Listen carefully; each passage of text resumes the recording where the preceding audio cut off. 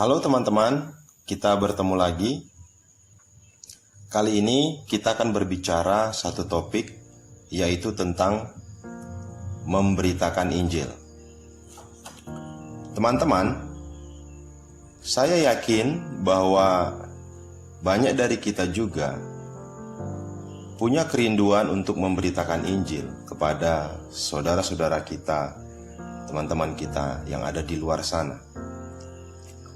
Namun, mungkin kita tidak tahu cara bagaimana menyampaikannya. Nah, di sini kita akan mendiskusikan sedikit tentang cara normal dalam memberitakan Injil.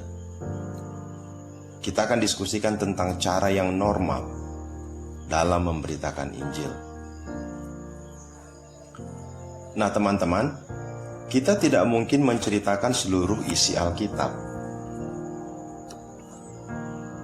Dan juga terkadang kita tidak tahu mau memulai dari mana dan bagaimana mengakhiri pembicaraan itu. Pada kenyataannya, benar sekali bahwa ada banyak cara dalam metode pemberitaan Injil. Tetapi dalam bagian ini kita akan membahas cara yang normal. Markus 16 ayat yang ke-15. Lalu ia berkata kepada mereka, "Pergilah ke seluruh dunia, beritakanlah Injil kepada segala makhluk." Melihat ayat ini adalah kalimat perintah. Karena dia adalah kalimat perintah, maka yang pertama, cara yang normal dalam memberitakan Injil adalah dengan sengaja. Ini cara yang normal. Yang pertama, cara yang normal adalah dengan sengaja. Apa itu dengan sengaja? Kita harus menyadari bahwa kita adalah pemberita Injil. Kita harus punya kesadaran seperti itu, bahwa kita ini adalah para pemberita Injil. Dengan kesadaran itu, artinya kita membutuhkan persiapan. Karena ini tidaklah mudah. Penginjilan itu bukanlah suatu yang kebetulan, tetapi penginjilan adalah sesuatu yang bersifat disengaja. Karena penginjilan adalah sesuatu yang disengaja, maka di sana kita harus mengerti tentang apa persiapan yang kita butuhkan. Pertama, kita harus berdoa. Ini bagian yang disengaja. Kita berdoa.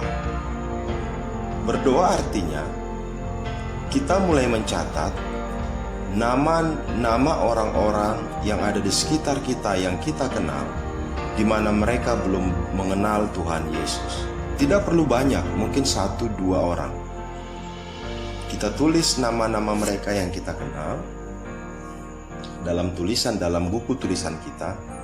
Kemudian kita mulai mendoakan nama itu kepada Tuhan, agar Tuhan menjamah hatinya, membuka hatinya, dan dia boleh mengenal Tuhan. Itulah doa kita. Kita boleh melakukan doa ini mungkin seminggu, 2 minggu, terserah kita. Tapi tidak juga terlalu lama. Kita berdoa memang kita ingin mempersiapkan kepada Tuhan, meminta kepada Tuhan. Anda juga boleh berpuasa untuk melakukan ini. Yang kedua, setelah kita berdoa, kita juga dalam waktu-waktu itu, sambil kita berdoa, kita juga mulai membangun persahabatan. Persahabatan dengan Dia. Di dalam waktu doa-doa kita mulai membangun persahabatan, membangun hubungan, membangun relasi. Dan di sini kita harus tahu bahwa kita harus rela berkorban dengan dasar yang tulus, yaitu di atas dasar kasih. Kita memang mengasihi Dia. Inilah yang disebut dengan disengaja. Kemudian yang kedua, dari cara yang normal ini, ketika kita telah melakukan doa bersahabat kepada Dia, baru dengan sengaja kita memperkatakan Injil itu kepada dia dengan lengkap di waktu yang tepat. Memperkatakan Injil dengan lengkap di waktu yang tepat kepada dia. Nah, inilah cara yang normal. Pertama, kita dengan sengaja, itu artinya kita berdoa dan bersahabat, dan kemudian kita memperkatakan Injil dengan lengkap di waktu yang tepat setelah kita melakukan doa dan bersahabat. Ini waktu yang kita pakai dalam materi ini.